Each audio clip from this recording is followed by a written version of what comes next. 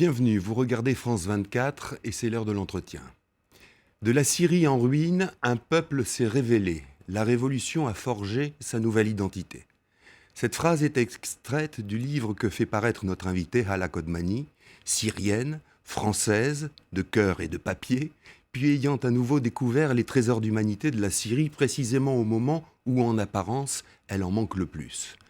L'ouvrage, intitulé La Syrie promise, est en soi une curiosité. Il est constitué d'un vaste échange de mails fictifs, de courriels en français, entre l'auteur et son père récemment décédé.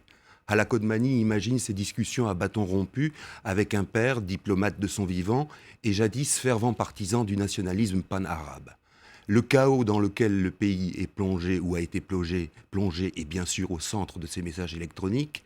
On y passe en revue les années noires du règne de la famille Al-Assad, les aspirations d'une identité syrienne qui se cherche et l'espoir suscité par ce que l'on appelle par commodité les printemps arabes. C'est paradoxalement l'effroyable chaos actuel de la Syrie qui, au regard ni aveugle ni cynique d'Hala Kodmani, rend ce pays peut-être fécond. Hala Kodmani, merci d'être avec nous. Merci. Vous êtes journaliste indépendante, vous collaborez à Libération, à l'Express, 2 journaux français. Vous avez été rédactrice en chef ici à France 24. Vous avez travaillé au bureau de la Ligue des États arabes à Paris. Et enfin, vous avez reçu le prix de la presse diplomatique en 2013 pour vos reportages en Syrie. Je vais commencer par une provocation. Est-ce qu'un jour, un jour quelconque, vous vous êtes dit que le statu quo ante de l'époque de Bachar el-Assad était préférable au chaos actuel? Non. Parce que je ne dissocie pas les deux. Je crois que le chaos actuel est la responsabilité de Bachar el-Assad et de la réaction de son régime et de sa machine à tuer depuis le début de la contestation. Donc pour moi, c'est le régime de Bachar el-Assad qui est responsable du chaos et non pas le chaos qui a résulté du fait qu'une partie du territoire échappe à Bachar el-Assad. Euh, Quel est justement dans ce désastre dont vous parlez, ou quelle est l'illustration de cette potentielle humanité, de cette nouvelle identité naissante? Quelle en est la trace? Où la voyez-vous? Je crois que justement dans la tragédie actuelle, il est très difficile de parler positivement. Mhm. Mais je crois qu'on le découvrira plus tard. Nous, on le découvre en tant que Syriens, en tant qu'expatriés, exilés depuis très longtemps, qui avons été complètement rattrapés et recueillis par le pays, par sa cause et par le peuple. On est redevenu une entité. Il y a eu une communication entre Syriens de tous bords et de toutes les parties du monde comme jamais. Ça ne s'était produit depuis des générations. Et je vois aujourd'hui combien me sens proche et en contact régulier, pas seulement pour mon travail de journaliste, puisque j'ai des contacts sur place que je suis, Mhm. avec des Syriens, des jeunes, de régions ou de nature ou de milieux sociaux tellement différents du mien, où jamais je n'aurais été en contact avec eux en d'autres circonstances, et de partager surtout encore une même ambition, les mêmes espoirs. Bon, aujourd'hui, la même solidarité, parce que c'est ce qui compte le plus en ce moment, mais je continue à croire que ces retrouvailles sont très prometteuses pour reconstituer une Syrie qui, malheureusement, aujourd'hui, est clairement en ruine. Clairement en ruine et abandonnée aussi. Vous dites que le reste du monde l'a laissé tomber. Il Alors y a d'abord, une quel partie reste du du monde monde qui et s'en quelle est occupe sa trop et une autre responsabilité? partie qui l'a Ouais, abandonné. voilà. C'est surtout ça. Alors nommons les chats par leur nom. C'est-à-dire, oui, on dit beaucoup, on parle beaucoup, et à juste titre, de la partie rebelle qui a accueilli pas mal de djihadistes, qui s'est ouverte, que toutes sortes des gens de musulmans venus, tout le monde musulman et au-delà, puisqu'il y a aussi beaucoup d'Européens. On parle beaucoup moins du djihadisme de l'autre côté, c'est-à-dire du côté du régime, qui a un soutien massif sur la base d'une solidarité confessionnelle en partie, mais aussi politique et stratégique. Je veux parler évidemment de l'Iran, qui aujourd'hui soutient complètement le régime. Je dirais, la garde rapprochée de Bachar el-Assad Mhm. est constituée d'Iraniens. Les hommes sur le terrain sont des Libanais du Hezbollah ou des Irakiens venus aussi. Donc il y a toute cette partie djihadisation euh, des deux parties de la Syrie, des deux qui se Qui a été confrontent, aussi aidé par l'Arabie qui est à Saoudite et le l'œuvre. Oui, Qatar bien aussi. sûr. De l'autre côté, on a des mouvements extrémistes soutenus par les pays du Golfe ou par toutes sortes, au-delà des pays, évidemment, des mouvements privés. Hein. On sait bien Mhm. que les réseaux terroristes sont pas soutenus par les États du Golfe en tant que tels, mais par certains réseaux ou princes ou personnalités ou milieux Mhm. d'affaires Mhm. qui vont directement soutenir ces milieux-là. Quelle coche a-t-on loupé au moment où il aurait fallu soutenir la rébellion syrienne et éventuellement l'armée?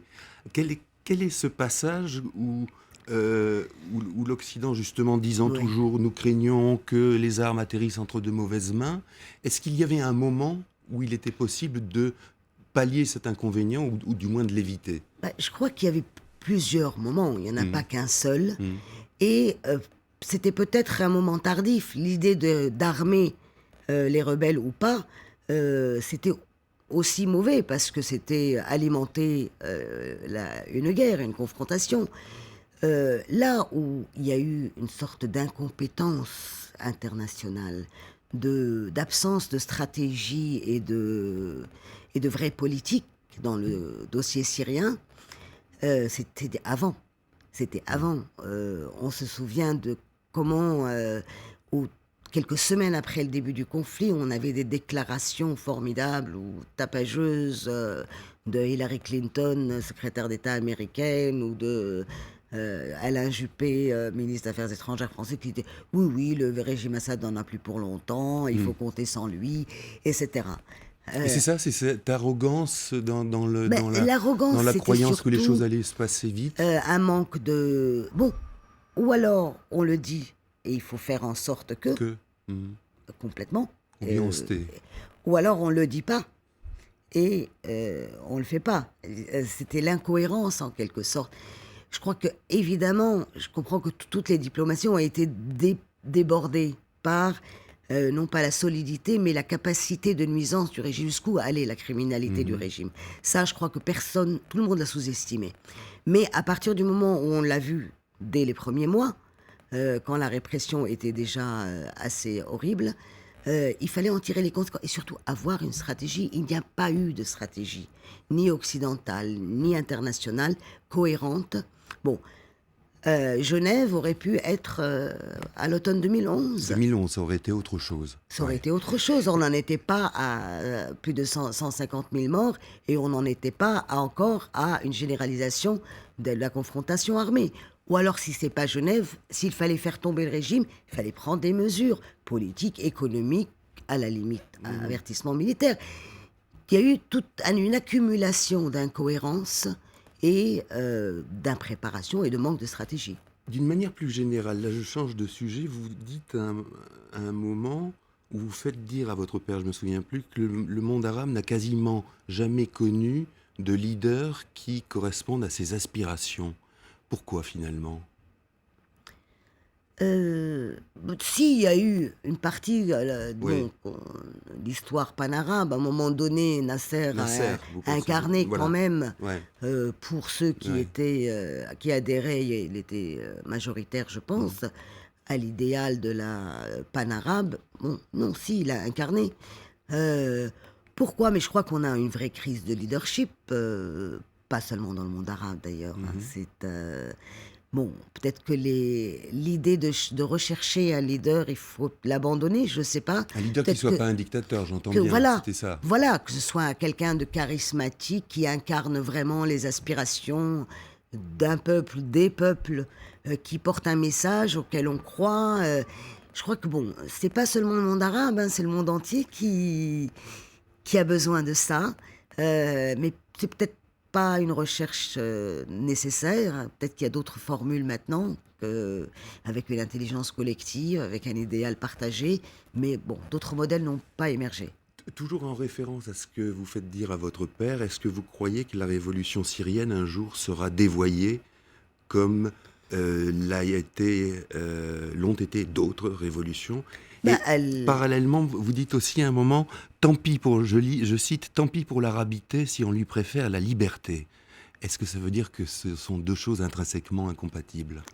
Oui, parce que, bon, dans le contexte évidemment, c'est au nom de l'arabité, de l'idéal et cetera, qu'ont été sacrifiés, par les régimes en place, la démocratie et les libertés. Parce qu'il fallait la priorité était de faire l'union, la priorité était de combattre Israël, la priorité était de libérer, la patrie arabe comme on l'appelait et au nom de ça, c'est au nom de tout ça que les dictatures se sont installées. C'était le discours, du Baas, mais aussi, de Moubarak, c'était aussi le discours de tout le monde, dans le monde arabe. Donc maintenant, bon, il est évident que l'idéal panarabe n'était pas du tout, dans les revendications des révolutions de 2011 et on a préféré la liberté et même mon père qui a beaucoup sacrifié, qui a beaucoup cru à l'idéal panarabiste, le dit, je le lui fais Lui-même. dire ça. Oui, Oui. bien sûr, il préfère la liberté. Merci Hala Kodmani, merci d'avoir Merci à été vous. avec nous. Je rappelle le titre de votre livre, La Syrie promise, c'est paru chez Actes Sud. Et nous continuons, nous aussi, à France 24, vous le savez, de parler très souvent de l'actualité syrienne. Merci infiniment de votre attention et bonne continuation. Merci.